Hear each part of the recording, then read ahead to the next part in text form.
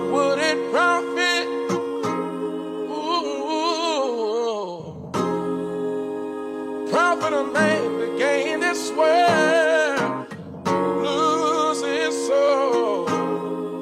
No, it ain't worth it. It ain't worth it. Yeah. The fire is lit, here come the smoke. Bishop brother is on, here come the hope. On the real, oh yeah, this on the real. With Bishop brother, no they never quick to judge it. Plenty covered, yeah they talk about issues from their view. And they welcome all, they're not defined by their hue. Oh no, they're just speaking of their truth. Be sure to like and subscribe and tune in, you see the fire in their eyes.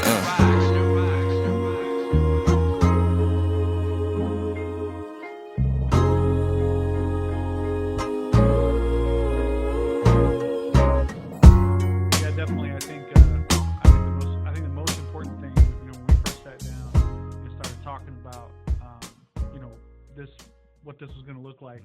And those of you who've been following us since the Facebook days, go back and take a look at that very first episode, and look where we are now. And, you know, the things that have changed, and it's been quite the journey. But you know, our journey, you know, it started amidst controversy, but you know, we had journeys before that. One of the things that, you know, I don't know if we shared a ton during the show, but you know, we're both retired Navy. We both served 20 plus years in the Navy, both retired chiefs. And then, you know, unbeknownst to each other, had ministries on our own, and then we had that meeting point. But I think it's very interesting how God works those things, where it's almost like it was a preparatory phase for a time such as this, you know, where you know, because I don't believe in coincidences. You know, mathematically they don't exist. So, but you know, I think the thing that is just shocking or just amazing in the true sense of the word is that we were prepared for this before we even met each other. I mean, coming from, and we're from pretty distinctively different backgrounds, right? And we'll get into that in a little bit too. But what I'd like is maybe, you know, you share your story, like just all, you know, rewind it, take it back, take it all the way back.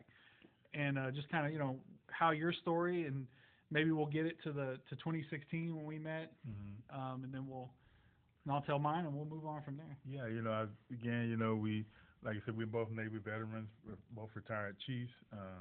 You know, we've traveled the world, we've seen a lot of different things, but for me, it's been just a labor of love. And as you say, we come together. We wrote books since, but we were writing books before we came, so it's kind of like a collision course. Like you said, not coincidence, but how God was driving us to, because I'm married with two beautiful daughters, you know, and like I said, retired in the Navy in 2012, been teaching school since then, you're ready to move on from that. And then Bishop Brother was in there, but, you know, I just thank God for the trials that I've been through in my life, ups and downs. I'm a retread in the Navy. I joined the Navy in 85, got out in 92, went back in 99, and then retired from there. But that naval experience really, as you say, set the course for what we're going through as chiefs. We're taught not to give up. We're taught to make it happen. We're taught to get the job done. You know, there's a saying in the Navy that officers run the Navy, but chiefs make the Navy run. And I believe that, you know. And we've came this with this show, but our most important thing is we both love Christ. And because we love Christ, we've come to this with a point of view of we have both distinct different life experiences. I'm from a little small town, like I say, came in the Navy, very small town when I knew everybody. I just celebrated my 40th class reunion 2 weeks ago, and you know and it was so shocking because it was only like 134 of us, and we've lost almost 50 people in those 40 years. Wow. You know, when you see those pictures of remembrance, it just reminds you, hey, you know, this thing they call life, not taken for granted. But you know, I think we met at a good time in our lives, and we met in a time I think we're both bishops in the church, where the church really needs to understand its place in society. And when we met, a lot was going on, as it always in society. But I think it was God's. Well, I know it's God's doing, because we look different, we're from different backgrounds, but we have the same love for God. And I think that's what people need to understand, that we need to come together and we live in a time that we can't come together. And we've always presented this show as, me and him are not clones of one another. Yeah. Obviously, we're going to think different from one another. Yeah. We got different backgrounds, and sometimes we agree, disagree, but nothing separates us from the love of God. And the love of God is what keeps us together. And so, with my life experience and what I bring to the table, I think we counterbalance each other real well, so people can understand that you don't have to always agree to love each other, to be productive with one another, to care for one another. And I think that's what our audience always liked about us. We try to present this in a way, but first and foremost, we're about the people.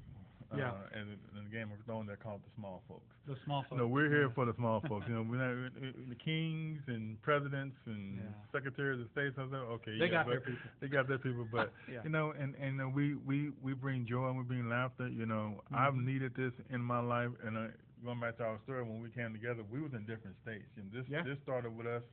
Me being here in San Antonio and him being in Washington, and except to say we haven't let nothing stop us from doing what we believe that God has called us to do, and we're not going to stop it now. So we're just trying to take it to the next level. So I just introduce myself as a person who don't know me, as a person who's going to come to this with great enthusiasm. Always try to bring honesty to the table. And when we don't know something, we'll tell you we don't know something, but we'll do research and try to find out.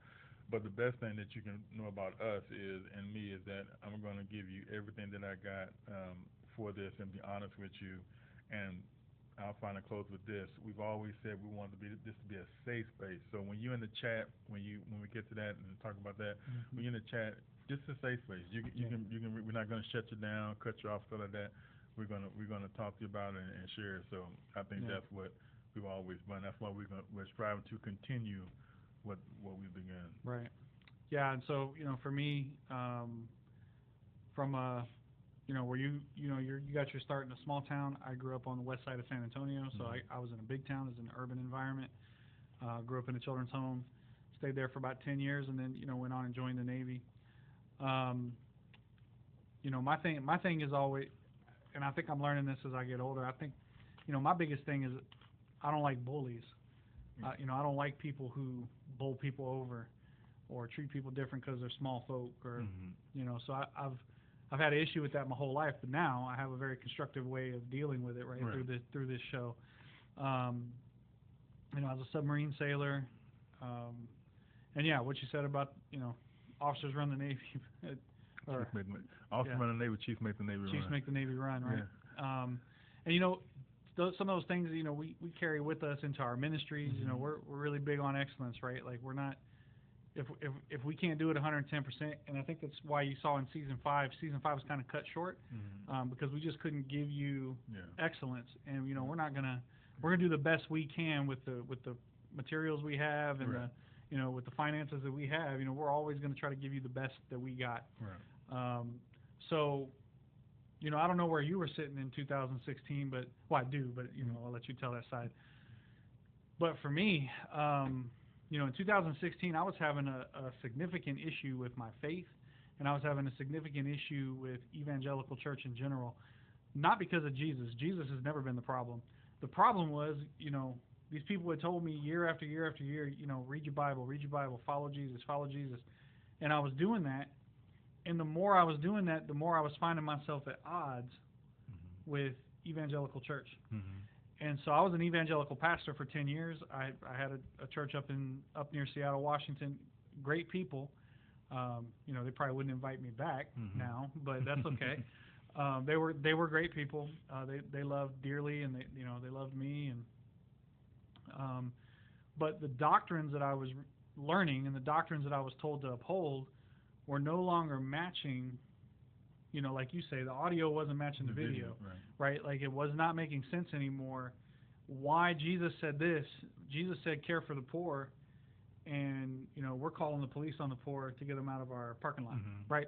So, I struggled with that, and even to the point where I was, closeted in a way where I didn't believe any of it anymore, but I was still leading this church, and finally I had to get honest with myself and get real with myself and realize it's not healthy for me to lead these people. It's not healthy for these people for me to lead them in this capacity when I don't really ascribe to what they think I ascribe to. So that's kind of where I was in 2016 when we met, and I think the thing that really brought us together was the Kaepernick controversy. The kneeling. So.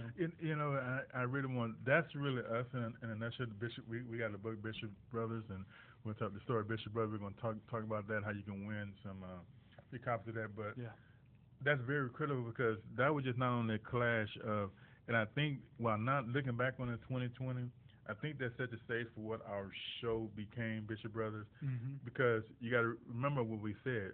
We're both United States sailors. The Kaepernick controversy was touching a lot of areas, and particularly not only just the military, but the church. How the church was responding to this, and the military. Now, me and him both. There's a lot of patriots out here. Yeah, there is. It's kind of a lot of people stand for a song and say they're patriot, but he can tell you particularly that he's seen people give their lives for it. It wasn't standing for a song. That's fine if you're a patriot, but it's more than that being a patriot. And some people give the full measure of devotion or put themselves in the position to give the full measure of devotion, as Lincoln said. So when we met during this time, it was an issue that was stirring the country, standing and sitting for the fact it's disrespectful, should you do that? And so we came together from different points of view. We were able to come together and say, we don't have to agree, but let's just talk about it. Let's look. What is somebody trying to say? What are people trying to say? Why are they doing it?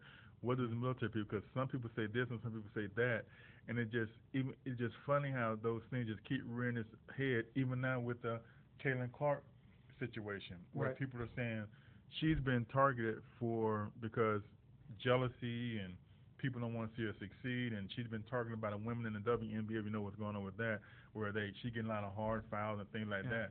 Well, I've been watching basketball a pretty good while, and I watched Michael Jordan come in the league. You remember the '90s? And he came in, and people like Bill, they really told him it's just a rite of passage you have to go through. It's nothing different.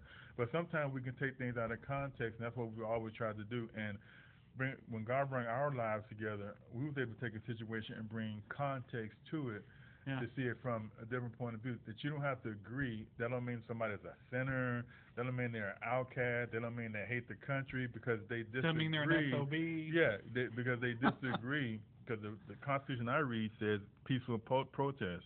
And just because you don't like somebody doing something, if it's peaceful, they're not violating the Constitution. What you're not liking it, that's your choice, and you're right to not. That's right. But to say they're anti this and anti that because they're doing something you don't like, a protest is inherently designed to create attention. So that's what it's designed to do. But as long as they're peaceful, that's where we get in trouble when we say we don't want people to do certain things. So it was good, but it brought us together. But it also showed us how much we love truth and not just sides. And because they either take a side, but where's the truth in all this? Yeah, and I think for me as someone growing up in the Navy, had been around veterans. Most of my a lot of veterans worked at Boysville, so I'd been around a military-esque type where you always said the Pledge of Allegiance. You always stood up for the anthem, right? And so when Kaepernick kneeled, I wasn't angry. I didn't understand. I was like, why is he doing that? And I think that was the point. Why is he doing that? I wasn't upset. I just didn't understand. And I think sometimes a lot of people can confuse their emotions, right? They misunderstanding becomes fear, and fear becomes anger, right? And so you had a lot of people really angry at Kaepernick, but they didn't even ask. I think that's the part that was really poignant to me. Nobody asked him why, right? And then when he finally said why, I was like, huh. Well, let me do some research on that. Let me go see what this Michael Brown thing's all about. Let me go see what this Philandro Castile thing's all about. And I got to tell you now, I'll be dead honest. I don't think I would ever kneel for the national anthem. I don't think I would ever take a knee personally. Because I don't know. I think it might be a little disingenuous of me. Like, am I taking a knee now because it's the cool thing to do? Like, I don't think. But I can certainly respect the hell out of someone who would do that, knowing full well the consequences of those actions that he's still paying for now, right? And he's probably going to pay for them the rest of his life because he's getting that age where football, the NFL is not really an option anymore. So, but for me, I think So my lack of knowledge, once I got educated, I understood and even agreed with why he was doing it. Doesn't mean I would do it, but I certainly understand why he would do it, and I can support that. You know, for me, I mean, I've bled on 2 continents for this country, right? Neil, why do you think we went out there? Like, if you feel that you need to, if you want to, I know they ain't gonna like this. If you want to burn the flag, burn the flag. Do it. Do whatever it is you do. Right? It's covered. Right? We covered that. Right. But you know, for me, when we first came together, so that was the political side, and then when we started having our conversations about, you know, how the church had just kind of, I mean, we didn't really have a name for it in 2016, but here, you know, in 2022, we started calling it Christian nationalism, right? We just could not understand how these churches were just following in line with everything a person said, right? It doesn't matter who the person is. And then we started to realize, man, there's a lot of pastors out here giving out disinformation, misinformation, and doing it intentionally. And so I think, you know, I think that's the point, you know, when you came to me and you were like, hey, I got an idea for a show, because I think at the time we had separate podcasts. Like you was doing Kingdom Builders, and I was doing Modern Celtic Wonder and Pulpit Perpetrators. And, you know, we're like, you know, we could, how interesting would it be to have someone that looks like me, comes from my background, have someone looks like you, comes from your background, come together and talk about these things and show people you can have discourse, you can have conversation, you know, and you can, as a unified front, call out these perpetrators. You know, that's what I see with this situation. I think that's what this is for people who, in the introduction, you just said, we're about unpeeling the onion. We're about taking a look. The surface, everybody wants to be on the surface, but you know, you're not cleaning this table really just the surface. You got to disinfect, and we have always been about disinfect, because my idea, one can say, you don't like me, I don't look like him. We come from different backgrounds, and say, I really truly believe if the black players sit down with Kaylin Clark on national, imagine this happening. Nationally, they get on Kaylin Clark, say, Kaylin, appreciate what you did in college. We know you're the reason why we're getting all the attention. But Kaylin, there's a rite of passage, and you will pay it. We're not trying to hurt you. We're not trying. You might end up being the greatest of all time, but you're going to pay this rite of passage. Right. But see, we live in a country. We live in a country we can't do that anymore. We got to let all the talking heads in the media make sense. This is what is any sport. You are a rookie. What you did was great. Great. And we appreciate the teaching. But you're still a rookie. There's a rite of passage. Being a chief, there's a rite of passage you got to go through. And there's nothing wrong with it. But what's wrong with it, and we can't talk to people who don't look like us. Right. And we just have this discourse, and nobody wants to talk. Nobody wants to talk about the elephant in the room. And this show, and just we try to always say, we try to unpeel the onion and look back and say, okay, you're white. He's white, I'm black. I have a different culture. I got a different background. I got a different upbringing. I get different ways.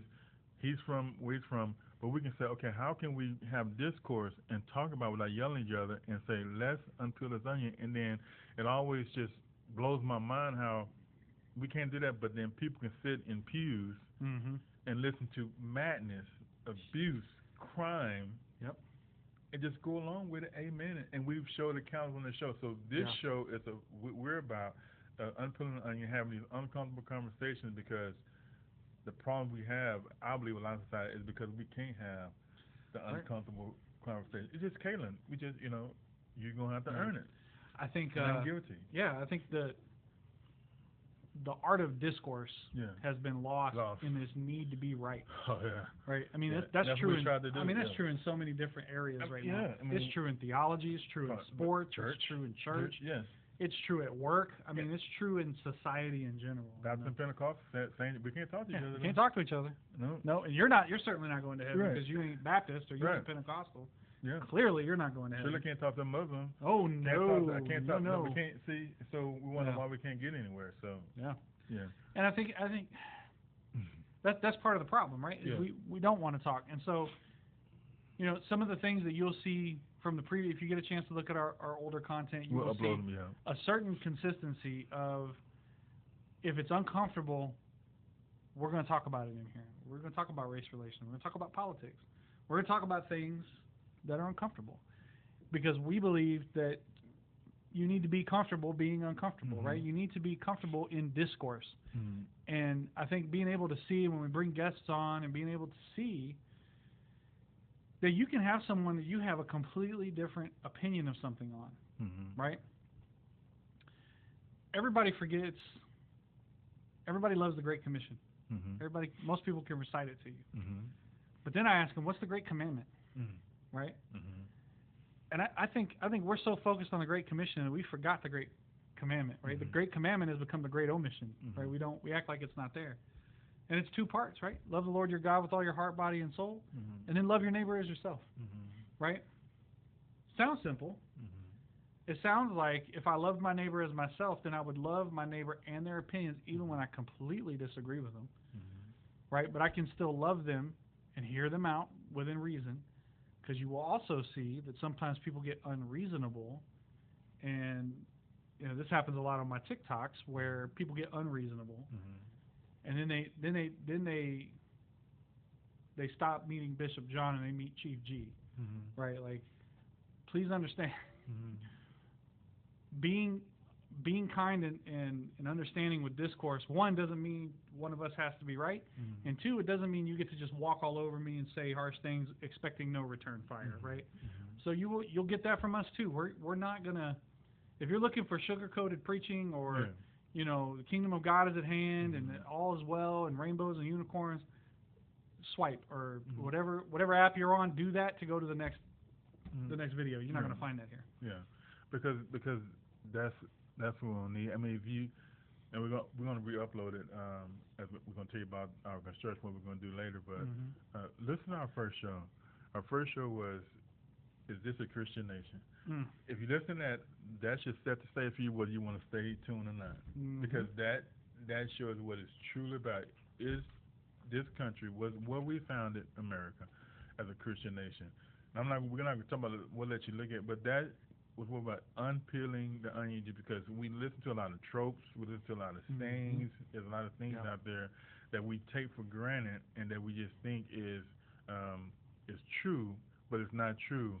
And if you want to stay in your comfort zone, if you want to stay in your own, and some of what you believe might be true, but this is show us find out. Let me reevaluate, like you said back in 2016. Let me evaluate what am I doing and what am I believing in.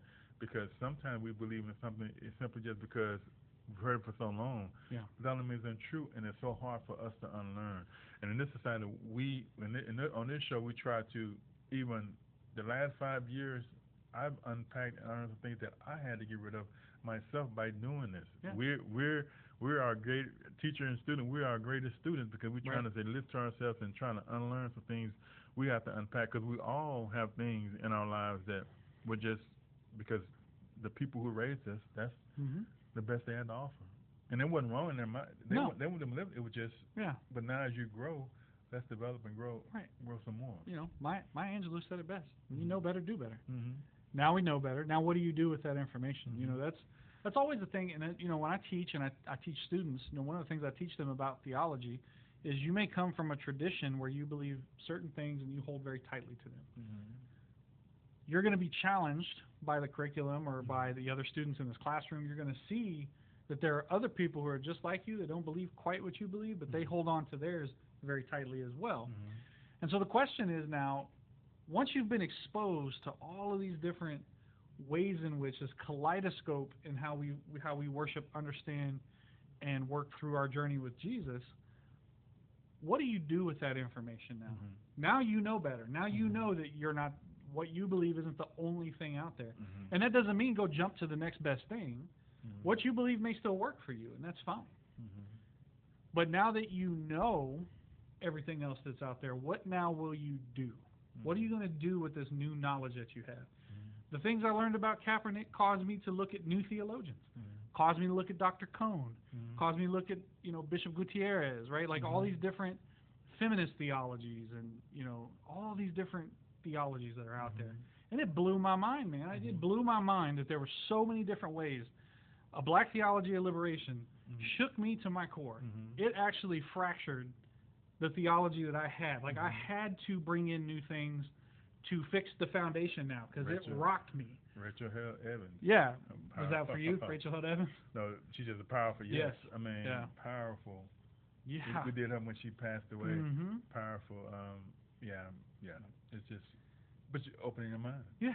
And it does. And I don't believe everything Rachel Held Evans said. I don't believe everything that Dr. Cone said. But I'll tell you what, there are definitely some kernels of solid gold in there, theologically, that I have been able to take and fix the foundation of my theology, which quite frankly was so fractured. I was on the cusp of atheism, right? I was on the cusp of if this is what Jesus is, and this is what Jesus is about. He's about this nationalistic, everybody, if it ain't white, it ain't right. If that's what we're gonna do, I want no part. I would rather be an atheist. I'm sure God will understand, when the time comes. But being able to read those other theologies, it gave me an avenue of escape to remain in Christ, and that's foundational. That is a shocking foundational step, and all that came just from doing this little show. Nowhere in the Word that it says you're supposed to lock your mind into a certain way of thinking. Another person that I follow unequivocally is Jesus. Yeah. But even people take Jesus' word and twist it for their own manipulative reason. We've done shows on it, how people have done it in the church. So you still got to be careful. Nowhere in the Word you should close your mind. And I like what you said about journeys, because we in the military, especially in the Navy, I went under the blanket and let the journey begin. And this is, for me, in my introduction, this is our next step in our journey. We went from being in Washington, San Antonio, to being here and coming, and now we're taking a step in the next journey. So we would like for you to come on this journey with us. Like and subscribe on our YouTube channel. We're going to be on TikTok and all other platforms. But we'd like you to go on this journey with us and participate in the journey.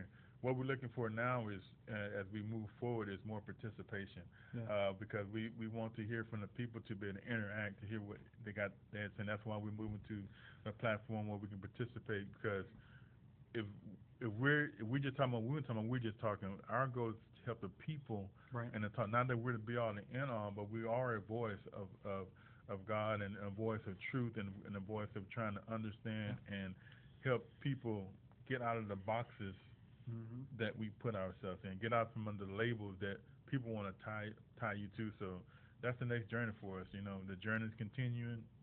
We're moving forward, and we're excited about it. Yeah, absolutely. We're coming to the end of this this part of this, and hopefully you were able to get just kind of a glimpse into like who we are, and what we're about. You can find us on YouTube. We still have a Facebook presence. You can find us on TikTok. Although, because quite frankly, just what's going on with TikTok right now, we don't know if that's a viable place to continue to grow, just because of all the stuff that's going on with TikTok. And I guarantee you we will talk about that as well. Oh, yeah. There is a spiritual aspect to that. Oh, yeah. Right? Yeah, definitely. What you find on the journey with Christ, and what I found, is that you will find that there's a spiritual aspect to almost everything a human does, because we're spiritual beings, right? We're not only flesh and bone, we're spiritual beings as well. So, for this one, we just wanted to kind of give you just a little glimpse into where we're at and what we're doing. In our next video, we're going to talk about, what's changing, the things that are going to change, and how you can get some free books. Yeah. Because I definitely learned if you want to get people to come in the building, you give them free stuff. Yeah, you gotta have some. Yeah. Oh, yeah.